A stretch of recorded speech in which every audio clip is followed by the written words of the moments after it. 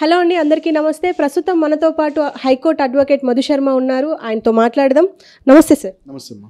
So sir, ఇప్పుడు మనం కొన్ని వింటున్నాం ఏంటంటే న్యూడ్ కాల్స్ అని ఫేస్బుక్ కానీ సోషల్ మీడియాలో ఎవరికైతే చాట్స్లో న్యూడ్ కాల్స్ అని చెప్పేసి వచ్చి కొంత డబ్బులు పంపిస్తే మీకు న్యూడ్ కాల్స్ వస్తాయని చెప్పేసి అట్లా చేస్తున్నారు. డైరెక్ట్గా న్యూడ్ కాల్స్ పంపిస్తున్నారు, లేకపోతే వీళ్ళు కూడా న్యూడ్గా ఉన్నట్టు వీళ్ళ ఫేస్ మార్ఫింగ్ చేసి న్యూడ్ కాల్స్లో ఉన్నట్టు చేస్తున్నారు.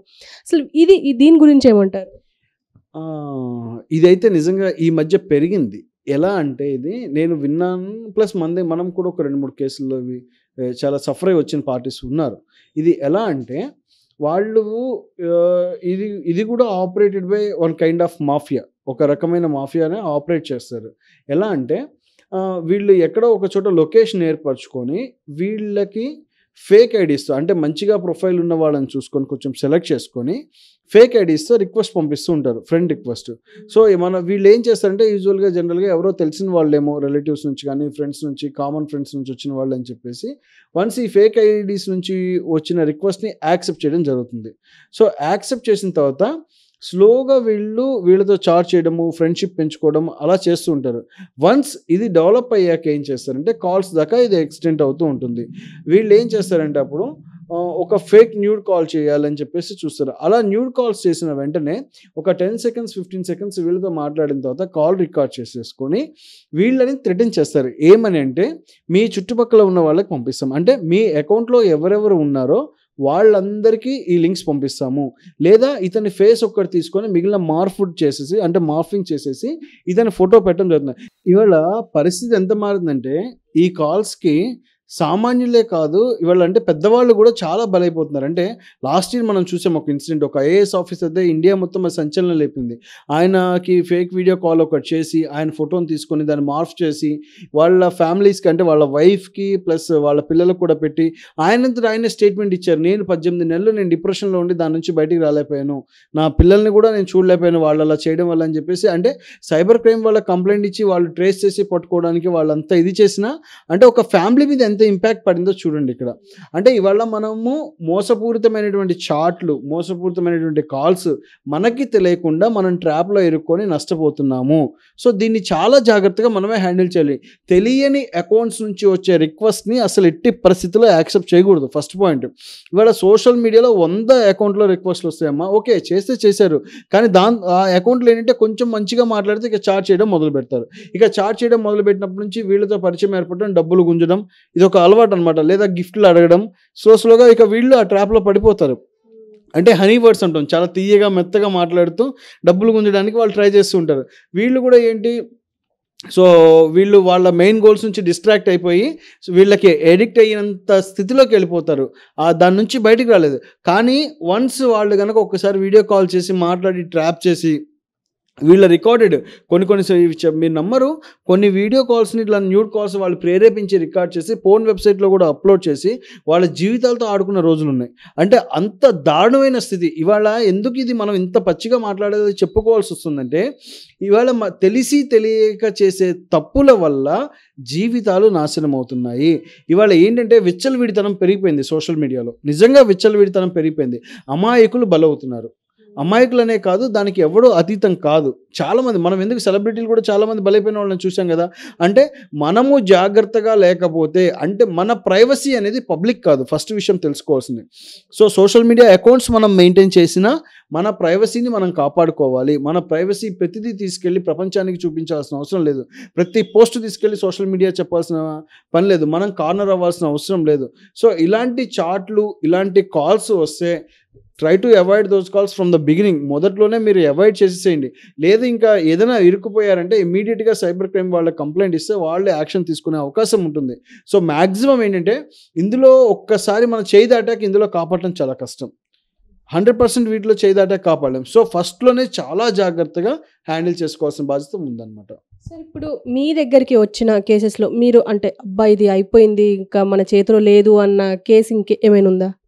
ఉన్నారమ్మా. అంటే అలా చాలామంది మనకి అలా ఎడిక్ట్ అయిపోయి కాల్స్ మాట్లాడి వచ్చిన వాళ్ళు కానీ, లేకపోతే ఇలా ఆడపిల్లల చేతిలో ఇరుక్కొని ఇబ్బంది పడ్డ వాళ్ళు గానీ చాలామంది ఉన్నారు. అవి కౌన్సిలింగ్‌లో అయింది. పాపం మనం పోలీస్ వారి సహకారం తీసుకొని కొన్ని కేసుల్లో మనం ఇలా చేశారని చెప్పడము, వాళ్ళ దృష్టికి తీసుకెళ్ళటము, కొంత వీళ్ళు అకౌంట్స్‌లో డబ్బులు ట్రాన్స్‌ఫర్ చేసుంటారు.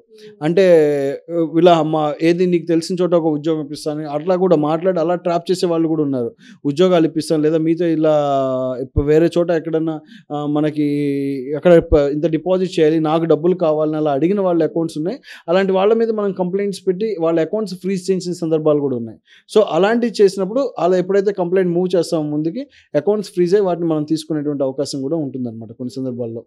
అంటే పూర్తిగా ఈ ఇదైతే ఏదైతే ఉందో ఈ స్కామ్ ఈ ఫేస్బుక్ కానీ సోషల్ మీడియాలో వచ్చే ఈ న్యూడ్ కాల్స్ కానీ ఇంకా ఏదైనా అంటే మనం ట్రాప్ చేయడానికైతే ఖచ్చితంగా చేస్తూ ఉంటారు.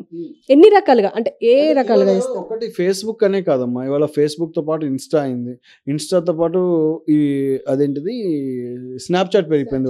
ఇవాళ స్నాప్చాట్లో కూడా విపరీతంగా పెరిగిపోయాయి. అంటే ఇంకొకటి కూడా చెప్తాను, ఇవాళ ప్రొఫెషనల్స్ కూడా టార్గెట్ అవుతున్నారు. లింక్డ్ఇన్ లాంటి ప్లాట్ఫామ్స్ వచ్చేసి పూర్తి ప్రొఫెషనల్స్ కోసం ప్రొఫెషనల్ యూజ్ కోసం వాడేది. సో అందులో కూడా పీపుల్ టార్గెట్ అవుతున్నారు ఇవాళ.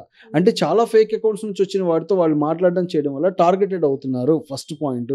సో వాటిని అవాయిడ్ చేసుకోవాల్సిన బాధ్యత వీళ్ళపైనే ఉంది. ఎంతవరకు తెలిసిన వాడా తెలియని వాడా ఎవరు మనతో మాట్లాడుతున్నారు, ఎవరు రిక్వెస్ట్ పెట్టారు, ఏంటి అది అని తెలుసుకోవాల్సిన అవసరం ఎవరైతే యాక్సెప్ట్ చేస్తున్నారో రిక్వెస్ట్ వాళ్ళపైనే ఉంది.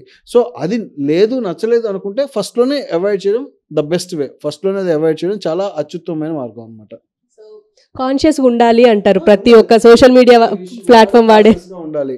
మనం ఎంత వాడుతున్నామో అంత జాగ్రత్తగా ఉండాలి. ఎంత సోషల్ మీడియా ప్లాట్ఫామ్స్లో ఉంటామో నిజంగా అంత జాగ్రత్తగా ఉండాలి. ఇప్పుడు అంటే చాలామంది అంటే మామూలుగా రెగ్యులర్గా ఉద్యోగాలు చూసుకునే పిల్లలు కానీ వీళ్ళంతా ఏమవుతారంటే కొంతమంది సెలబ్రిటీలు కానీ కొంతమంది సోషల్ మీడియా యాక్టివిస్టులు వీళ్ళు ఎవరైతే ఉన్నారో యూట్యూబర్స్ వాళ్ళని ఆదర్శంగా తీసుకొని వీళ్ళు ఏదో ప్రయోగాలు చేద్దాం అనుకుంటారు. సో అవి కొన్ని సందర్భాల్లో బెడిసి కొడతాయి. చాలా విపరీతంగా బెడిసి కొట్టిన సందర్భాలు ఉన్నాయి పిల్లలకి. సో అలాంటివి కొంచెం అవాయిడ్ చేసుకుంటే మంచిది. సార్ ఇప్పుడు లిఫ్ట్లు అడుగుతూ చాలామంది కొంతమంది లిఫ్ట్లు అడిగి డబ్బులు గుంజుతున్నారు అని చెప్పేసి అలాగే నన్ను హెరాస్ చేశారు అని చెప్పేసి చాలామంది అంటే అక్కడ ఇన్నోసెంట్ ఉన్నప్పటికీ అబ్బాయి డబ్బులు లాగుతున్నారు అని చెప్పేసి కూడా మనం ఈ మధ్య విన్నాం. మీరేమంటారు? యాక్చువల్గా అంటే అంత పెద్ద విషయం కాదులే కానీ బట్ ఇలాంటి వాటి విషయాల్లో విజిలెంట్గా ఉండాల్సింది కూడా అబ్బాయిలే. అంటే ఇది నేను కూడా 2-3 చోట్ల విన్నాను. అంటే ఎలా అంటే ఇప్పుడు కార్లో వాళ్ళు ఒక్కళ్ళే వెళ్తున్నారు, ఎవరో హైవే మీద తెలియని వాళ్ళు గబుక్కున ఆడవాళ్ళు ఎవరైనా లిఫ్ట్ అడిగితే వీళ్ళు లిఫ్ట్ ఇస్తే తర్వాత వాళ్ళు అంతా లాక్ అయిపోయిన తర్వాత వీళ్ళు తను హెరాస్ చేశాడని చెప్పేసి డిమాండ్ చేయడం, గట్టిగా స్క్రీమింగ్ చేస్తాం అంటే గట్టిగా అరుస్తాము, 10 మందిని చుట్టూ పిలుస్తాము అని చెప్పి ఎంతో కొంత డబ్బులు డిమాండ్ చేసి తీసుకెళ్తున్నారు. క్రిమినల్ కేసెస్ పెడతాం అనే సందర్భంలో అలాంటి సందర్భంలో భయపడాల్సిన అవసరం ఏమి లేదు. లెట్ దెమ్ ఏం చేస్తారండి వాళ్ళు మహా అయితే 10 మందిని పిలుస్తారా, అరుస్తారా? మీరు డైరెక్ట్గా ఇప్పుడు వీళ్ళకి కూడా ఒక ఫెసిలిటీ ఉంది. వీళ్ళు డైరెక్ట్గా అదే కార్ని ఆపకుండా స్టేషన్ వరకు వీళ్ళే వెళ్ళొచ్చు. అక్కడ అయ్యేది ఏముంది? Let them put the case. వాళ్ళు ఏం కేసు పెడతారో పెట్టమనండి. ఫస్ట్ ఒక్కసారి వాళ్ళు కేసు పెడితేనే కదా తెలిసేది. అలా భయపడుతూ ఇస్తున్నారని ఈ మధ్య అది పెరుగుతోంది, ఆ ట్రెండ్ కూడా పెరుగుతుందని విన్నాను. సో అలాంటి సందర్భంలో నిజంగా రూపాయి ఇవ్వాల్సిన అవసరం లేదు. ఇన్నోసెంట్ పీపుల్ అయితే కనుక ఖచ్చితంగా రూపాయి అవసరం లేదు.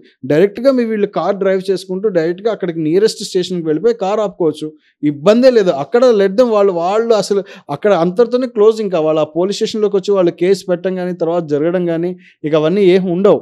వాళ్ళు వచ్చారనుకోండి ఇన్ కేసు ఏం కేసు పెడతారు? వాళ్ళు ఏం ఇన్వెస్టిగేషన్ చేయకుండా వాళ్ళు ఏం ఎఫ్ఐఆర్ చేయరు కదా. ప్లస్ ఇంకొకటి ఏంటంటే ఇలాంటి మోసం చేసే వాళ్ళ ఫేసెస్ ఆల్రెడీ ఆ నియరెస్ట్ పోలీస్ స్టేషన్లో నోటెడ్ అయిపోయి ఉంటాయి. ఎవరైతే ఉంటారో ఆడపిల్ల చుట్టుపక్కల చేసే వాళ్ళు అలా చేస్తున్నారని కనుక అలా ఉంటే కనుక అవి నియరెస్ట్ పోలీస్ స్టేషన్లో నోటెడ్ అయిపోయి ఉంటాయి ఆ ఫేసెస్. సో చూడండి వాళ్ళే చెప్పేస్తారు అనవసరంగా మీరు ఇది చేశారు, హెల్ప్ చేయబోయి ఇరుక్కున్నారు అని చెప్పేశారు. సో అలాంటి సందర్భాల్లో వీళ్ళే విజిలెంట్గా ఉంటే సరిపోతుంది. నాట్ నెసరీ అమ్మా, అది అంత పెద్దది కాకపోయినా బట్ కొంచెం జాగ్రత్తగా ఉంటే సరిపోతుంది. Thank you very much sir.